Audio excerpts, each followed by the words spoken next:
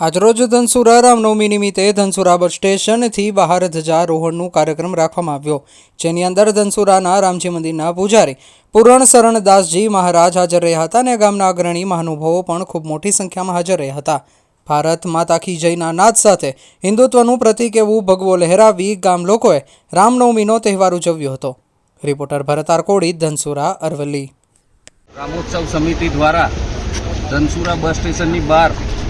ભારત માતાનું ચિત્ર દોરી તથા શિવાજી મહારાજનું ચિત્ર દોરી આજે રામનવમી નિમિત્તે ધ્વજારોહણનો કાર્યક્રમ કરવામાં આવ્યો, જેમાં ધનસુરા ગામની તથા અરવલ્લી જિલ્લાના વિશ્વ હિન્દુ પરિષદના હોદ્દેદારો જોડાયા અને રામનવમી નિમિત્તે ધ્વજારોહણ કરી સૌએ આ ધન્ય પર્વમાં ભાગ લઈ ધન્યતા અનુભવી અને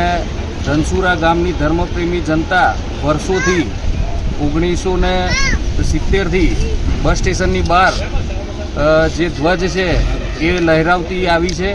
અને થોડા કેટલાક સમયથી એ ધ્વજ ખંડિત થયો હતો, તો એનું રિનોવેશન કરી અને આજે એક મોટા કાર્યક્રમ રૂપે રામનવમી નિમિત્તે ફરીથી એનું ધ્વજારોહણ કરી અને ધર્મની ધજાનું આજે સ્થાપન કરવામાં આવ્યું છે